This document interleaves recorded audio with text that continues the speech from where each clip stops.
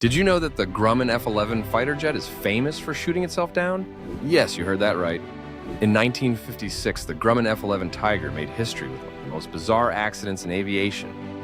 During a test flight, the pilot fired his 20mm cannons while in a shallow dive. Minutes later, the plane collided with its own bullets. The rounds slowed down due to air resistance, and as the jet caught up with them, it sustained serious damage, forcing an emergency landing.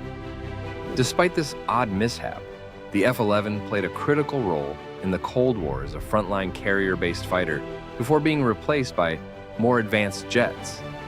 Have you heard of other strange aviation incidents? Drop a comment and let's discuss these fascinating stories.